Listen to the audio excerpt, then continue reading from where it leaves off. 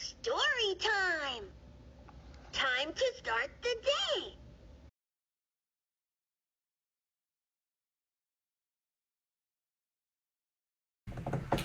Yeah, that one API strat we did there was awesome. I thoroughly enjoyed That was another peak moment for me.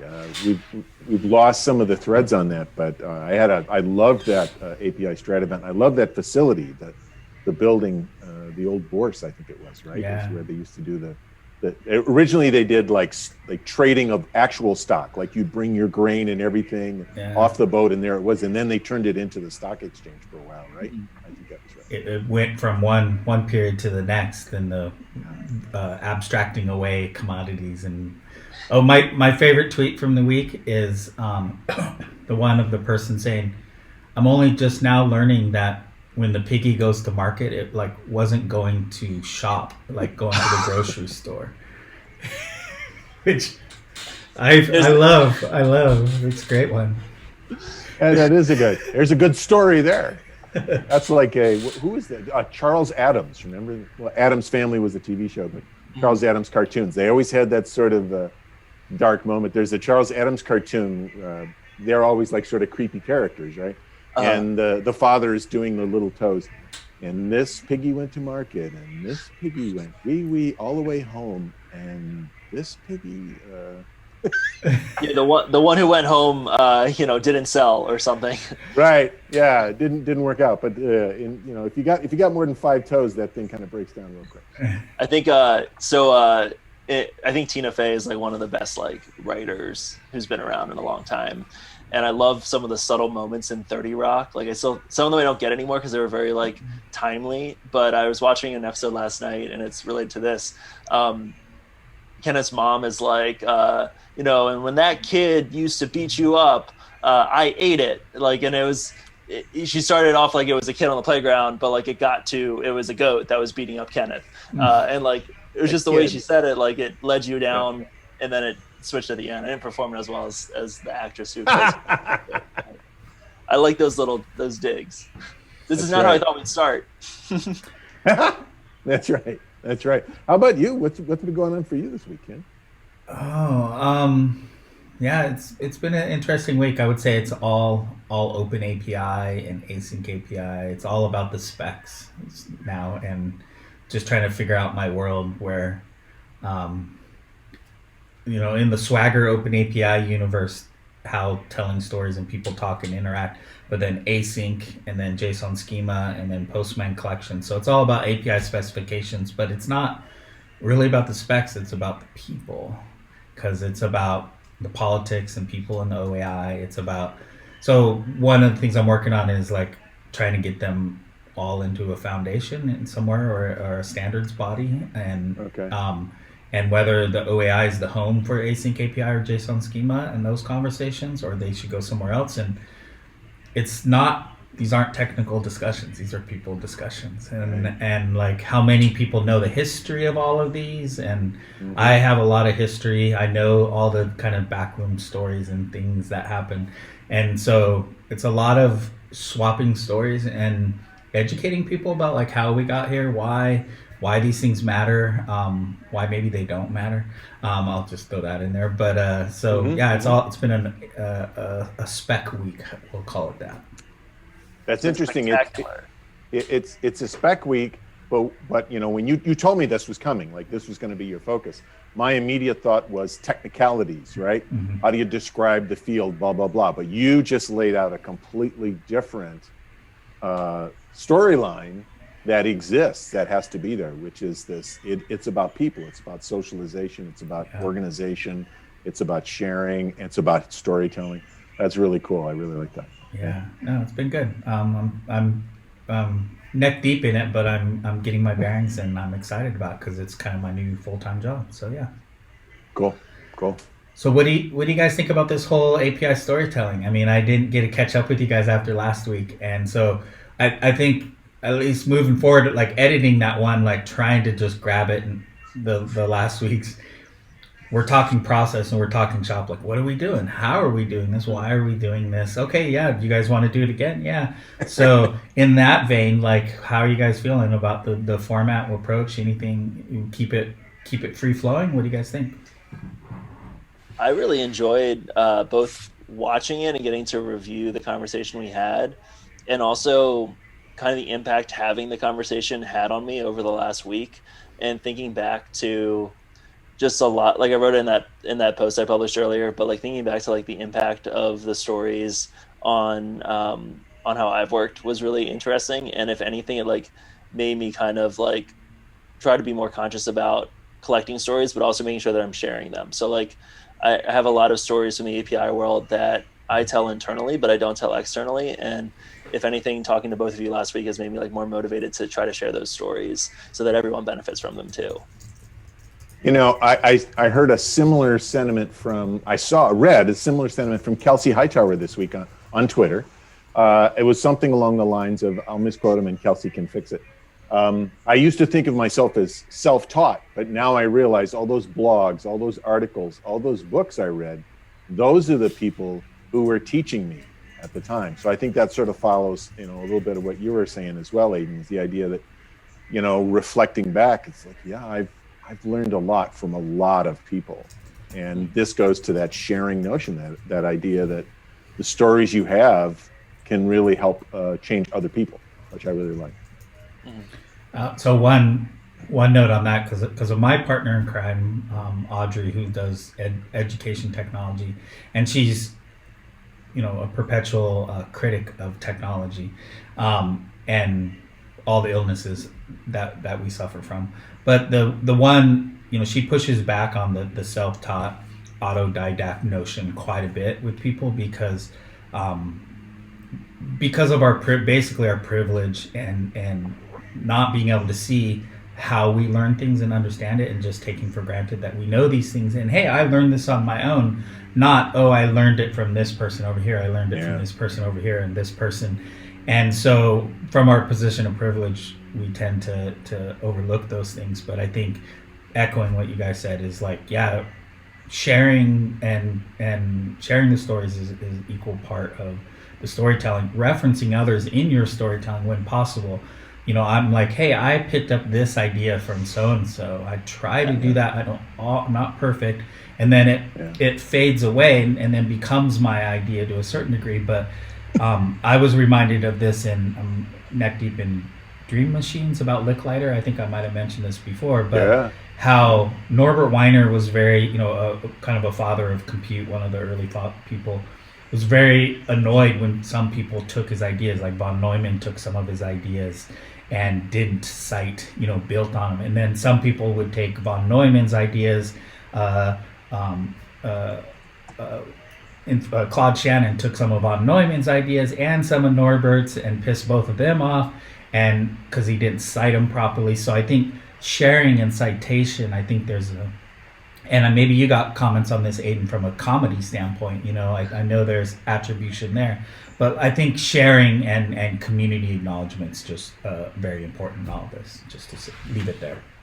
Yeah, I think, so one thing I would say about my thought process, and I think a lot of other people's thought process, is like, a lot of us think like jazz, like we don't always remember like where we heard a jingle, but like we heard it somewhere, and it might not be that we may not play the jingle back, but we play something else differently because we heard the jingle. And I think that is something that like makes like joke attribution and joke theft like harder to track down sometimes.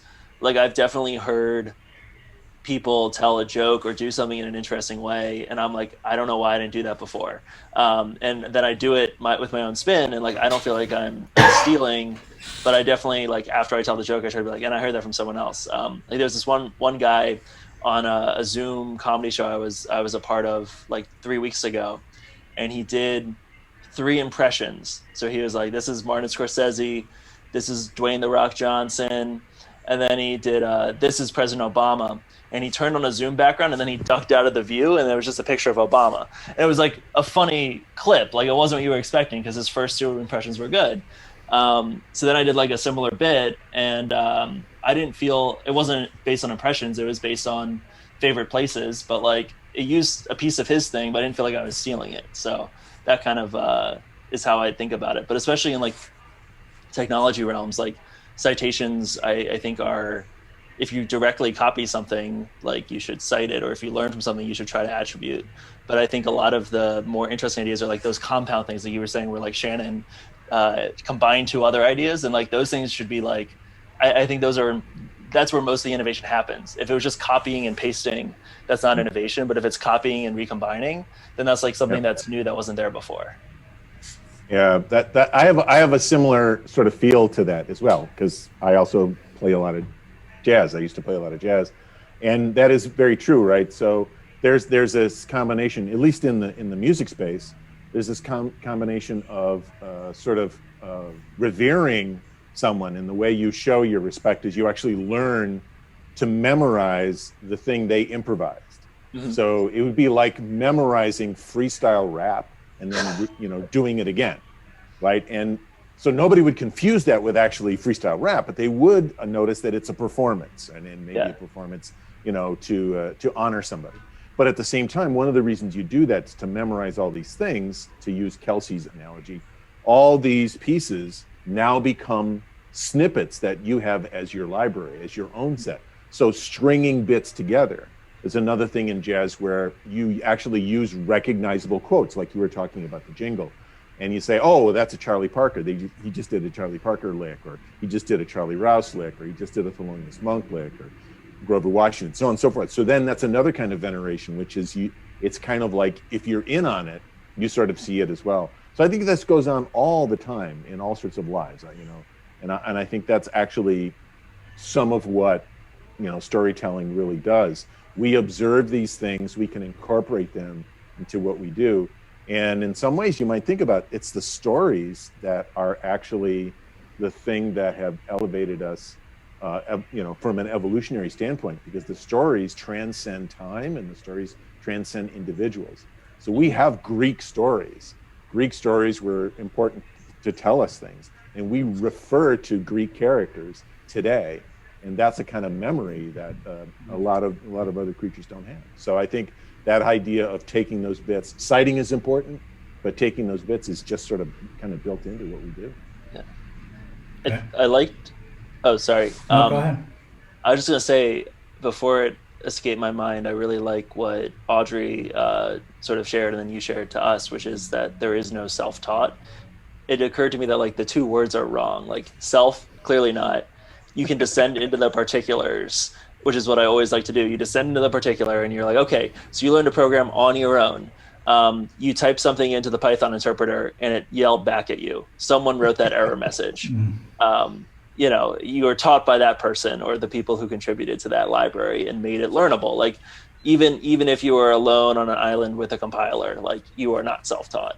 And then the taught is like also the wrong thing, because wouldn't someone who's open-minded not say they were teaching themselves? Wouldn't they acknowledge that they were synthesizing information, like at the most, but not teaching themselves? Like just the two words just seem wrong. And her calling that out and you sharing that, it's just like, I can't get out of my head now how I've said that, and I don't think those two words mean what I thought they meant when I was saying them. Yeah, cool. Yeah.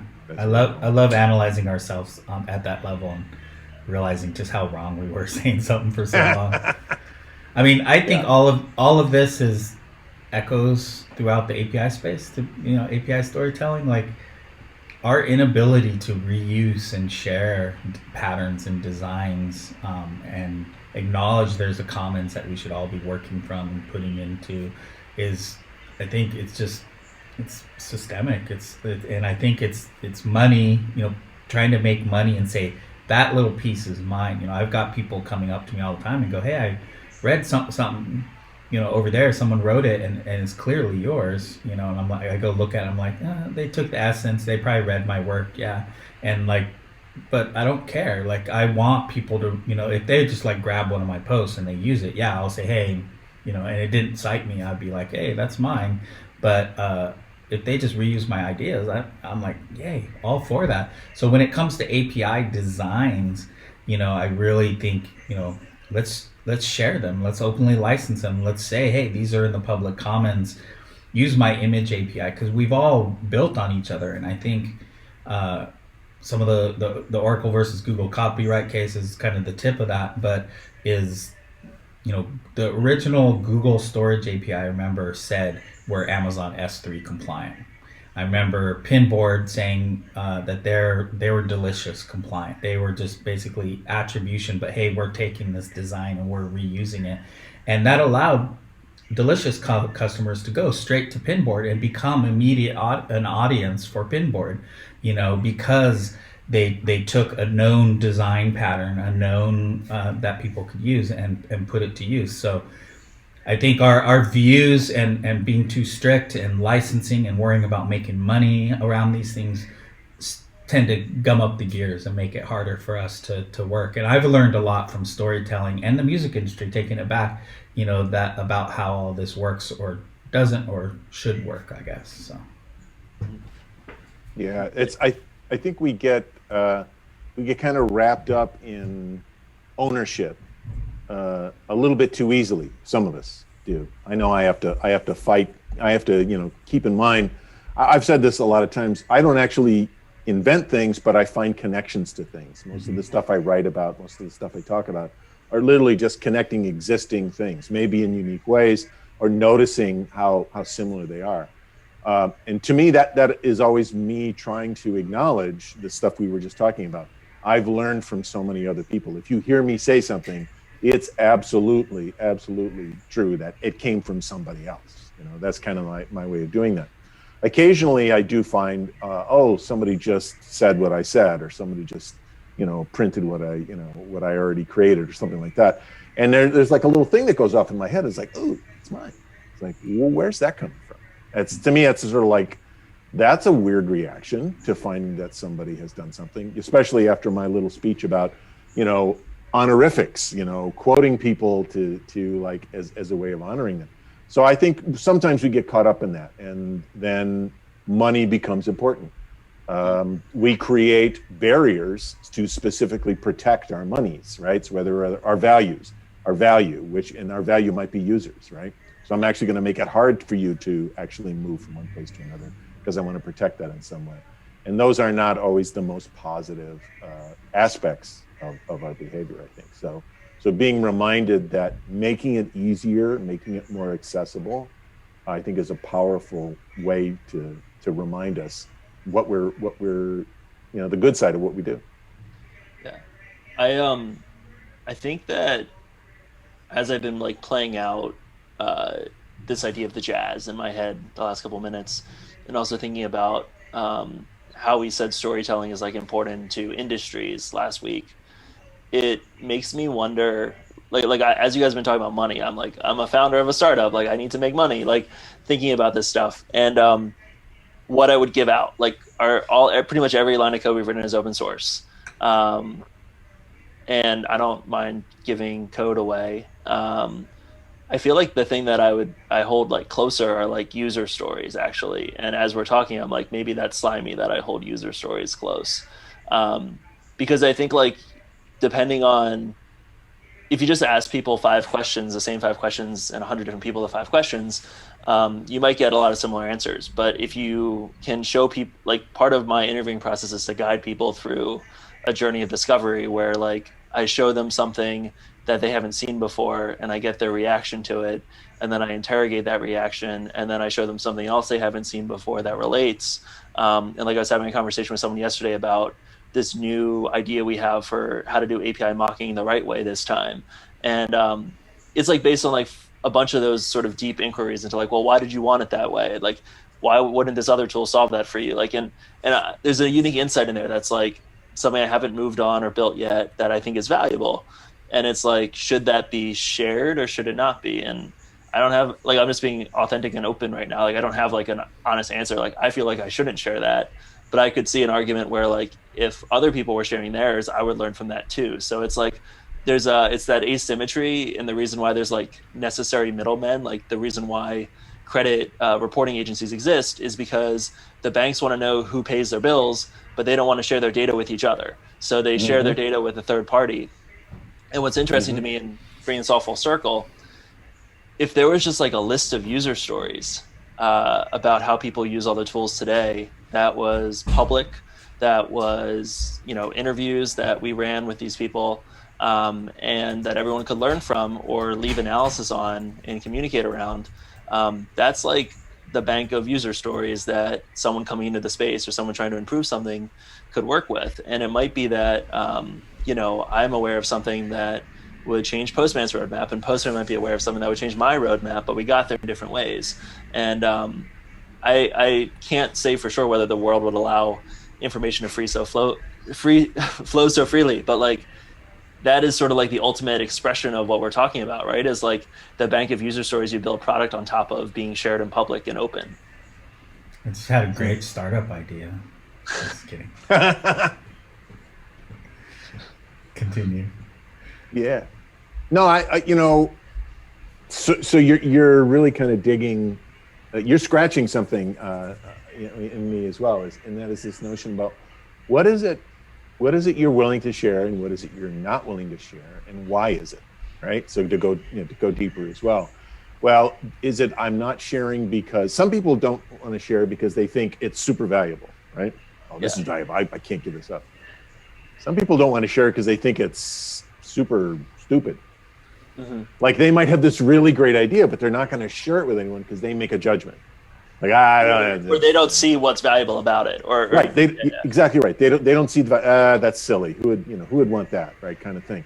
So there's sort of there's this whole stream of things behind that particular motivation, which I find really, really fascinating. Because while you were talking, the first thing that came to my mind was, man, I would love to hear what these stories are. I'd love to hear this. And then I immediately said, gee, I don't know if I want to be interviewed.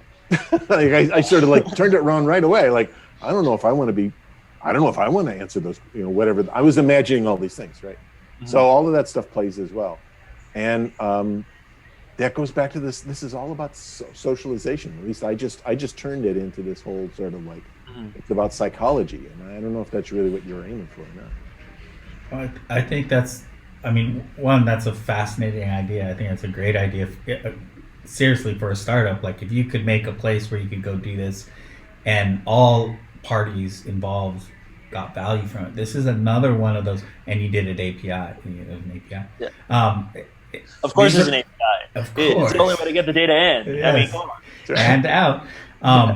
And so, but people can't come together. Like the value of something like that collectively, if done well, and could have a monetization layer and whatever, but if it could be done collectively, it'd be so much more valuable for all of us as a company to be able to see what are the rising persona stories, in the space. Because Postman has this really nice list, because we got 13 million developers who have signed up and said what they do, and we have this kind of transition from back-end developer, full stack developer, to DevOps, to Q&A, to all these kind of evolutionary versions of that. And if we could all share stories about who those people are, what's happening to our worlds, I think collectively we'd be better off. But the problem is, and you see this with things like Crunchbase, is Crunchbase is a treasure trove of information and data, which should be open, but is slowly made more closed and just amongst us, a group of people. And any other startups who try to start and do the same thing, AngelList and others, are kept small for a reason. But those are all just facts. Company names with like investment rounds, those are just facts. They shouldn't be locked up, but because someone sees their value and shared importance, they're locking it up, and and this is kind of how power works. So that's a great idea. I wouldn't want to be involved with it because it's people's stories. It's very valuable to startups. Someone's going to come around and lock it up and like play hardball with it. And I step away from those things. It makes me sad. Yeah, I mean, it's like the collective. It's a collective over time scale. Sorry, over size scales. Like the collective thing for 3 people in a room that's best for them is different than the collective thing for 10 people versus 100 versus 1,000. And I think this is like the hard thing about the world being the way so globalized, and the way it is like you can zoom all the way in and be like, this is great. And then you zoom out and you're like, well, now my interests are different because my tribe is this company I'm a part of, not the whole of the industry or humanity. Yeah. It's like the scale you look at matters, the regime matters, and I think that's why like I'm kind of like hesitant to be like, well, I don't want to be the first one to share my stories because I have 3 key insights that in my code's open source. You're never going to learn the insights that I teach our people through the code. And it's been rough, like interrogated constantly with different people that I talk to, and these interviews that I do with users go into weird directions that you wouldn't think that they'd get to, and like we learn a lot from it. But yeah, like I wouldn't want to be the first person to turn my cards over, which is the other part of the problem. So yeah, like I almost was thinking maybe like the lazy way of this is like API evangelist articles, but like sorted not by date but by theme or topic or something. Like it's sort of that, but not quite, because like it's not like it's actually from a user's mouth directly, but it's still insightful. Like, and my API evangelist scraping tool that I use to look up certain keywords ages ago, like is sort of that, but it's not quite what I'm talking about having. Yeah. I see your approach being super valuable. I know you a little bit, and I can imagine where you go, but trying to attach a value, things that are valuable, and then attach money and revenue to them. I've done this exercises over and over with all of the bits, the digital bits especially, that I put out there. These kind of video interviews, webinars, live streams I do, blog posts, short form, long form. I know all of my bits. I know what matters to me. I know what has an impact and generates traffic. I know all those things, but I just always come back around to like the brand really is the value to a certain degree for me. Like all of that is just kind of, I don't know. It's valuable, but the only monetary value is collectively me, Ken Lane. Like talking to you is where it all accumulates at. Selling individual things, webinars. I mean, Mike knows what's the value of one of your books, Mike. Like how much? I mean, money in your pocket, in your bank account versus, your talks versus, your, and then where does that regular paycheck come from? It's like it's tough. It's tough to figure out in a storytelling world. It's tough to figure out in a storytelling world because we have these other obligations, right? So like I've got to make sure that I pay bills. I got to make sure to do this. So I have to cover for something.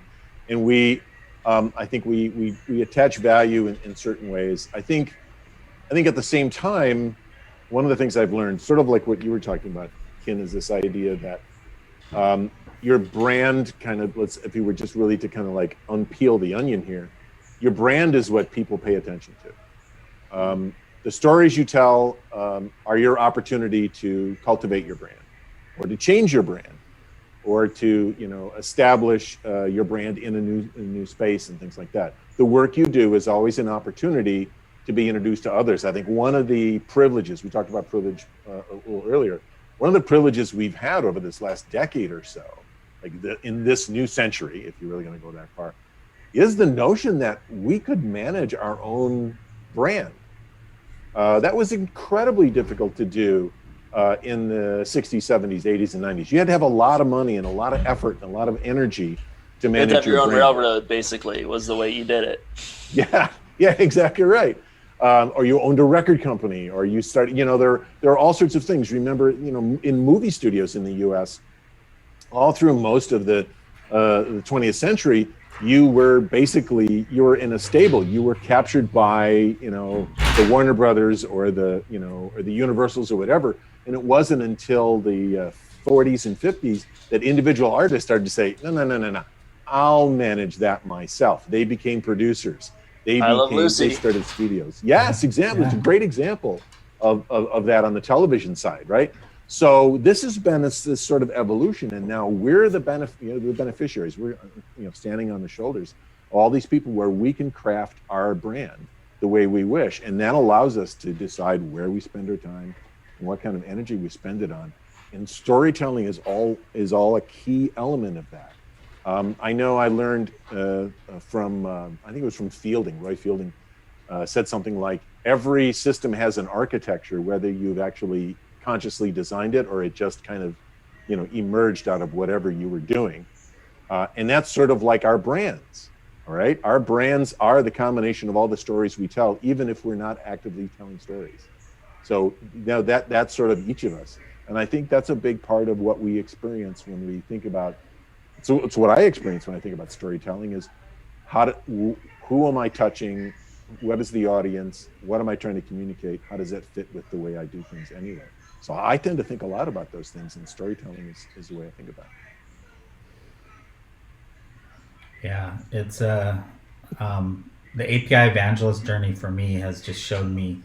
I kind of wrapped a little bit. I didn't do as good a job as I wanted. The story for the video, wrapping the video from last week that I did, is just API evangelist was very much a business storytelling production. But because I applied or evolved and developed my own approach to doing it as an API analyst, I would say akin to what Aiden just talked about with his interviewing and user. I interrogated the API space in a certain way, and I processed that in my own kind of honest, no bullshit voice. Kind of created this whole API evangelist. Kind of he's got quite a bit of ego, and is cocky sometimes. I don't usually go out picking fights, but I'll there's this whole thing. But I started interrogating APIs in a certain way, and then I started tripping up and stumbling just kind of over life throughout this. It was like divorce, Trump, all these things that caused me to stumble as a human being, alcohol, traveling too much, all very storytelling related things. My health started failing. I'm pushing 50. I know Mike's gonna laugh at me, but I'm old. I'm old, and but I started applying that process to myself, and interrogating myself. And I came up with I found a lot of interesting nuggets, a lot of things and then I was able to somewhat also feed that back into my API evangelist persona, as far as my brand, and be able to go, okay, well, Ken's no bullshit. It definitely cost me some jobs. Like, there are companies who straight up said they would not hire me now because I say too much. We'll just leave it there. And I'll never get a job there because of that. But I also increased my street cred and my brand to some others who are like, oh, Ken's like, no bullshit, like we can trust what he's going to say and other things.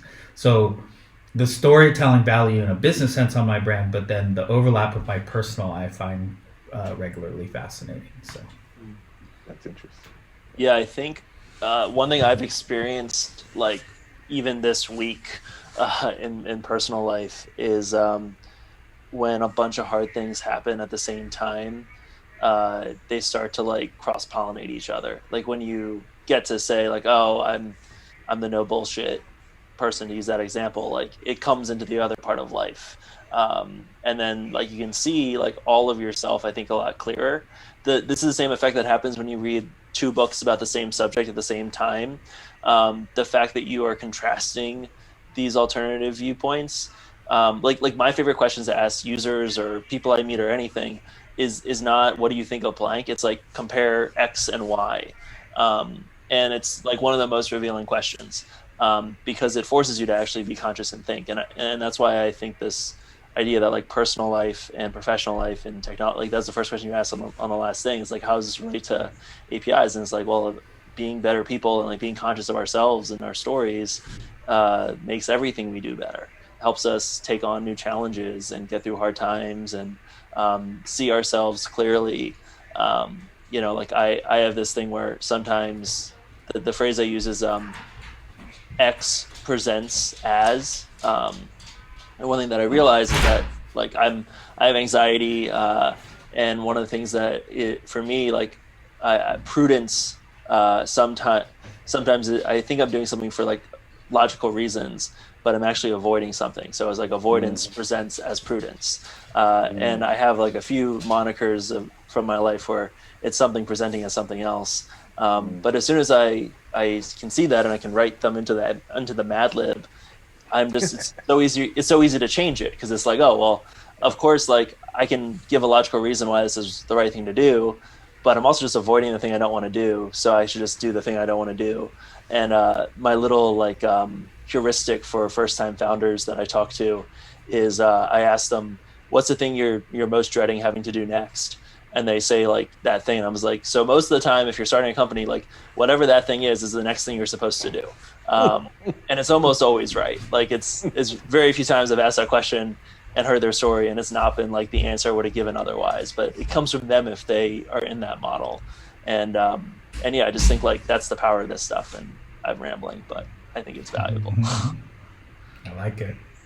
Yeah, I think one of the things you've said here that it is probably something that came up last week as well, but when I think about stories in general, it's the stories we tell ourselves, right? Like you were just talking about, X presents as Y is really a story snippet, right? Like that's a prompt for a writer, right? X presents as Y, do 1,000 words, right? Yeah. That's exactly how it works when you're writing.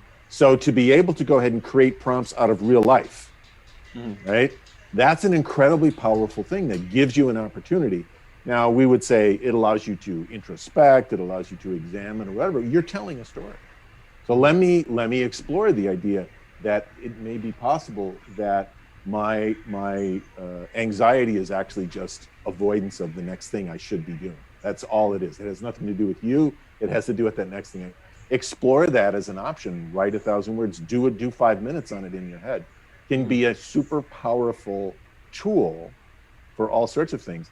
One of the ways I use a similar version of that is something I learned when I was working a little bit with Microsoft. And one of the things Microsoft, they brought a bunch of people together. They were trying to brainstorm what eventually would become the .NET platform. And they said something like, what if you never had to compile, but you always got compiled code? And we were like, what? What are you talking? So they would just ask questions. They would ask all sorts of questions. What if you never had to actually upload anything anymore, but it just ran? What if they would ask all sorts of sort of seemingly non sequitur items, and just to kind of see if anything jogs, if anything clicks. And it reminds me of the line that I think is a kind of a meme. The securest computer is one that's not connected to the internet, that's buried in a safe at the bottom of the ocean, and then I'm still not sure. Right? I mean, think of the oddest thing. What would it take is another one that I learned from my wife. She said, what would it take for you to get you to do X? What would it take for you to be healthier? What would it take for you to take out the trash? Like, what would it take to put you in a car today? Like, we use this as a device to get people to think. So I think that X presents as Y is a super cool little prompt. I like that idea a lot. Yeah, the stories we tell ourselves. I mean, I think we could just keep going on about that. And for me, like that's been the big reveal with storytelling is it's not just the writing and the words. It's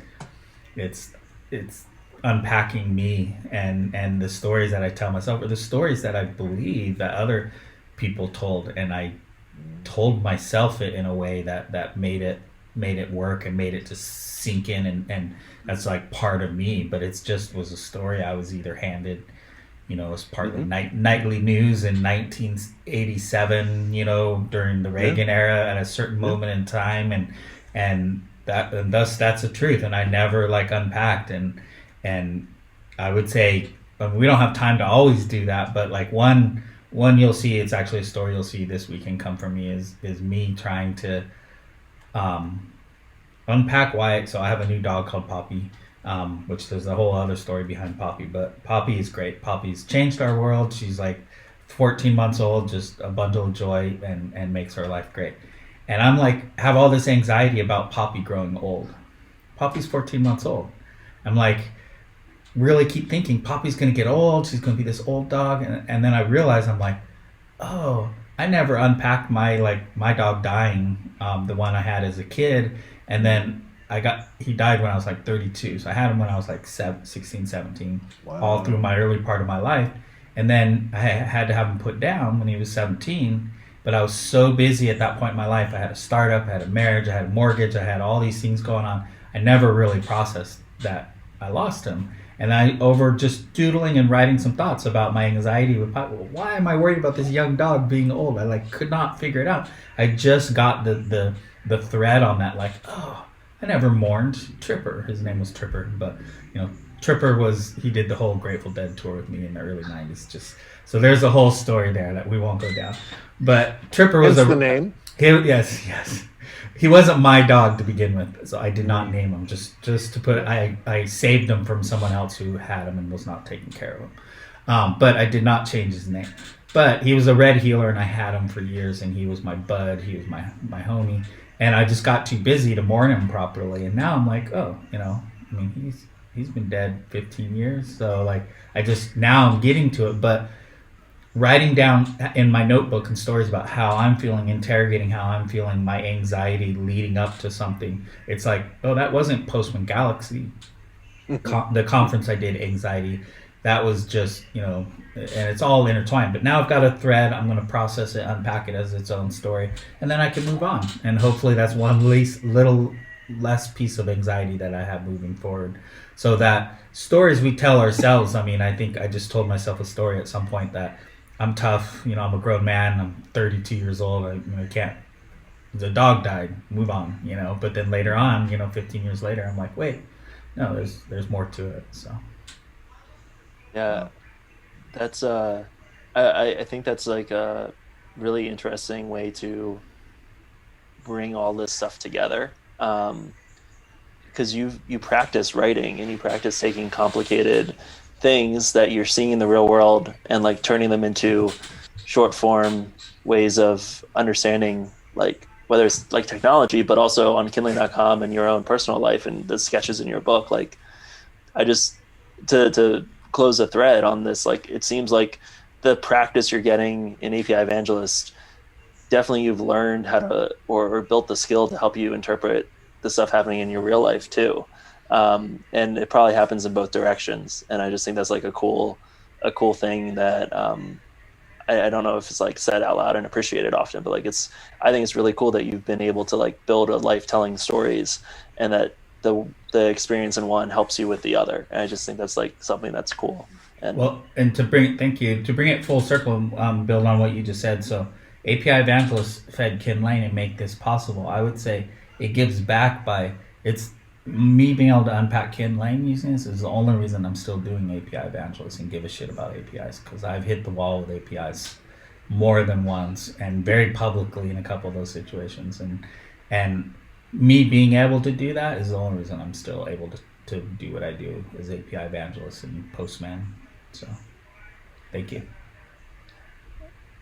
It's really, we were talking earlier about what we get out of the storytelling, and we were talking about money, but that seems like the most valuable thing that you could be getting out of something, Ken. Yeah. And it's really cool that you're getting it.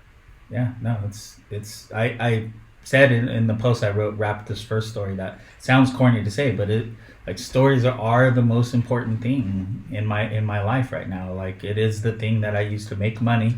It's why I get paid the big bucks, but it's also the thing that just, fucking gets you through the day, it's like, It makes it so that you can like put one step in front of the other, and I'm going to start doing on the health kick, like I got to go in, I'm deaf in my left ear, and I'm just like, I got to make the doctor's appointment, and I finally got the referral from a doctor, but like, I just can't keep going forward with it, even though I need to. So I got to do some writing on that, it's like, so I've got this whole queue of personal things, that literally it's how you patch yourself together and keep yourself moving. And so I can't overstate the importance of stories. So. Yeah, and I think this especially this last line this last bit of the thread you're talking about it is what gets us up in the morning. From my point of view, stories is what gets us through the day. The story you tell yourself about why it's important to go to work, the story you tell yourself about why it's important to respect others, the story you tell yourself about why giving up something now is going to pay off later, right? Or not, right? Like making all these judgments. These are all stories that we tell ourselves. And a lot of times we don't, you mentioned this earlier, Ken, I think, we don't always question the stories that we were told or the stories that we assembled a long time ago, right? So we have to be kind of careful.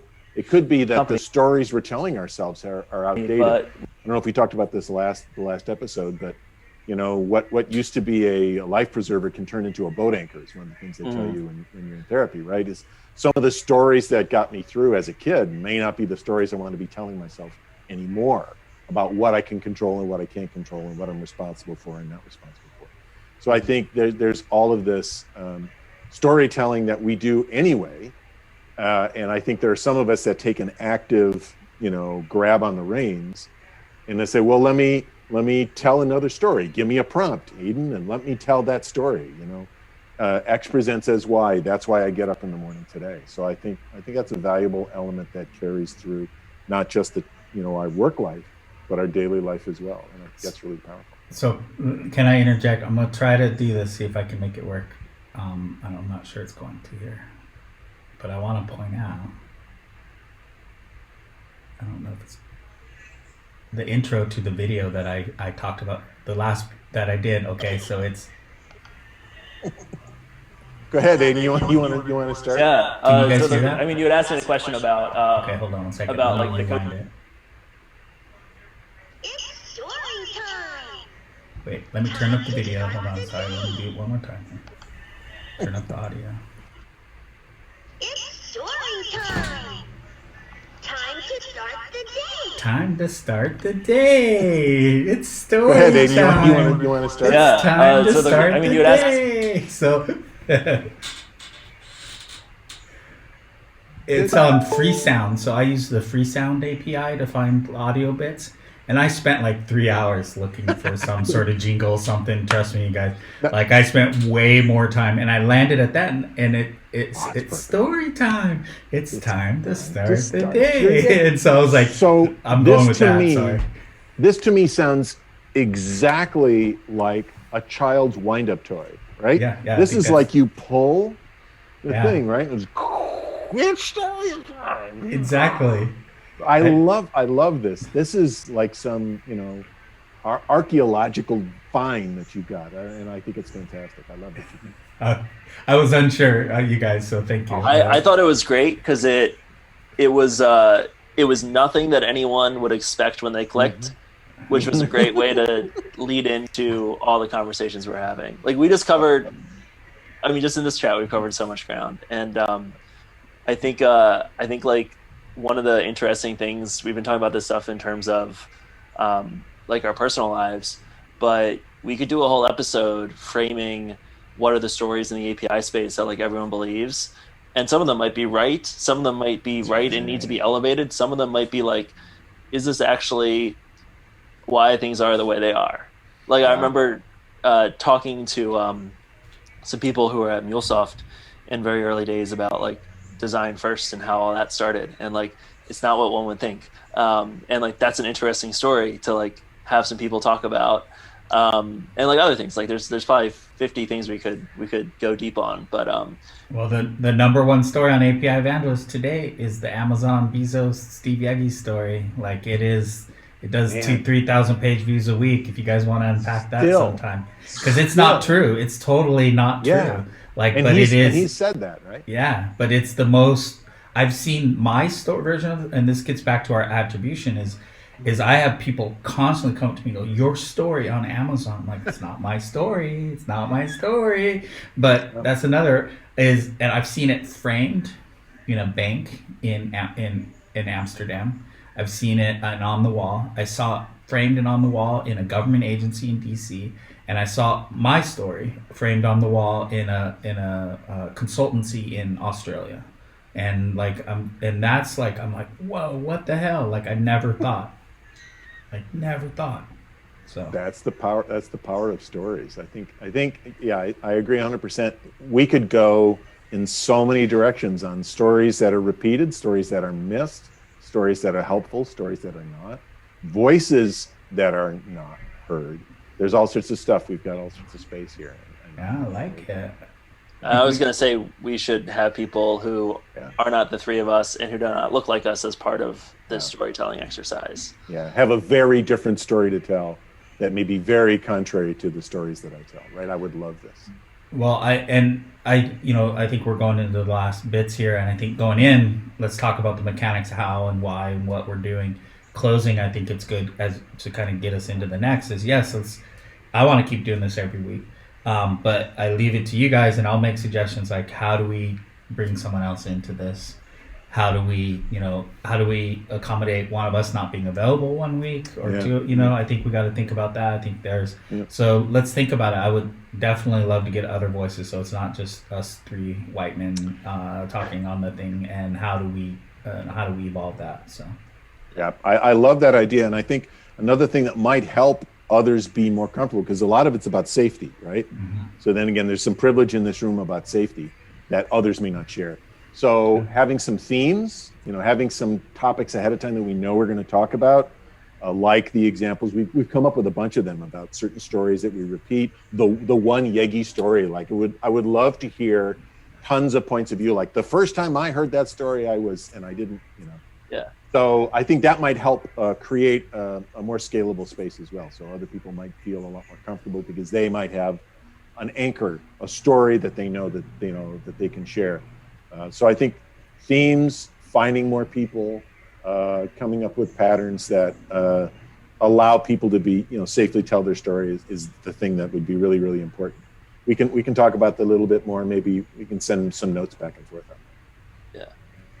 And I think if we pick a theme and we also line up a first couple, we'll learn how to do it right. I think one of the things we've complicated for ourselves is that the premise of the first 2 episodes of this have been sort of our like philosophical breakdown of why we think stories are important and why they need to be a bigger part of the industry. And I think like a lot of the people who will tell the best stories aren't spending their time telling stories about storytelling. Right. And we have to make sure that we aren't like, that's sort of the embodiment of this and how we're getting into it.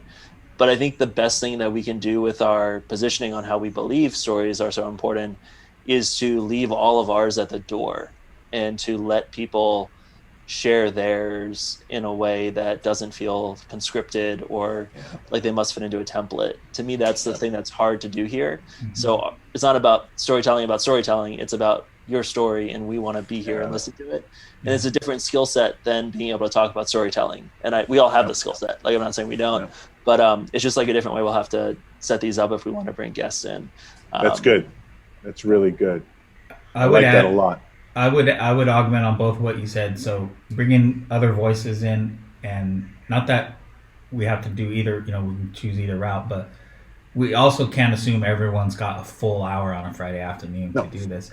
So and this could be each of our individuals' homework. Can one of us or a group of us or all of us go grab and do a recording of someone and get their story or have a conversation, bring them, and then augment and put it into this. So it's not, maybe it's I've been working on how to figure that out, because it's, I want to bring in other voices and have my face not be, in it, but how can we still keep layering in diverse voices? Let's think about it. So it's our equivalent of a field piece. Go out and visit with someone and then bring that back. Yeah. Well, also just from the idea of putting people at ease, 3-on-1 is not how you get people to share with you. So tell us your story. Tell us your story. So I had someone in the OAI call, it was the OAI marketing goes, look, it's Rush Limbaugh to me on my with my microphone thing. Like, are you going to replace Rush Limbaugh? And I was like, yes, that's actually a really good idea. I would very much be happy to replace him. And so I was like, new mission. But anyways, it made me realize, like, oh no, I'm a loud, yelly dude. Like, a loud, yelly white guy. with a big microphone. Like, oh no. Like, so yes, tell me your story. I need to. All right, okay. I'm ready. Yeah, reported from the field. No, I mean, this has been great, and I think we should. I think offline we should talk about what the mission of this is. Like, we can start just doing a few more stories, but I think if we really wanted to encourage people to share like user stories and some of these things in a public place, like as like an artifact that people who are innovating can use, that could be really interesting. And I would certainly give some of the stories that I have to that and hope that other people would do the same thing. Because it'd just be like, it's almost like an RFC, but for like innovation. It's like we've been talking to all these people. Here's this like global perspective that takes into account the diversity of all the different teams working in the API space, the different people and different constituents. And here's some of the like the annual list of things that like still need some help, and the annual list of like stories we believe a little less than we did before. And that's something that could be orienting towards the industry if we're able to publish it in a like trusted way. This can. So do you guys know the StoryCorps? StoryCorps idea. So like it's just getting people to sit and tell, right? And then you collect those up and they become an archive, which is a reflection of the way people are thinking and behaving in any one time. So that's sort of, to me, Aiden, that sort of kind of sounds like this. Like this becomes, well, let me go to the story, the API storyteller, and find some stories that are interesting to me, that reflect, or let me go ahead and contribute. You could almost, one of the ways the StoryCorps works is they set up this little recording booth, and they try to make it like super easy for you to just step in and talk. Just go ahead and step in and talk. So you could almost think of creating a way for people to easily tell an API story without any of us around, right? Just do this, and then we'll include it or something. There's all sorts of possibilities here. 60 minutes for API storytelling. Yeah, right. Yeah, exactly. So just, for the record, I keep calling Aiden's company Optic StoryCorps for APIs. Like that's how I see his company, to be honest. Really? Yeah. So, how do you feel about that, Aiden? What does that mean to you? I'm honored. I want to know more about why you think that, but generally it's high honor, and I appreciate that. We'll unpack that in the future.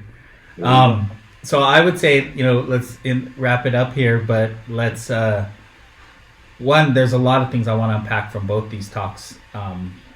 There's a lot of topics that we hit on that I think need to be revisited.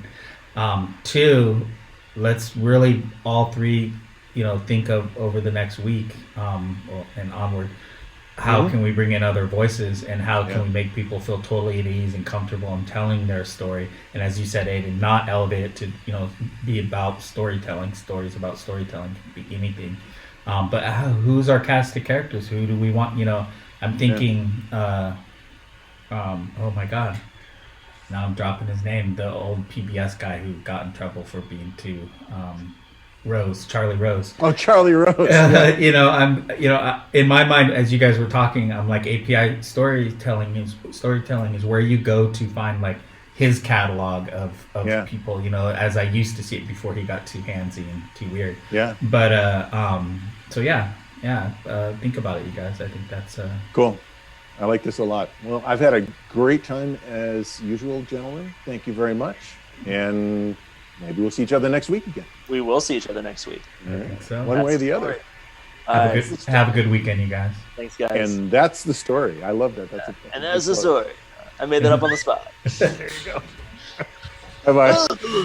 All right, see you guys. All right, bye, guys. Bye-bye. It's story time. Time to start the day.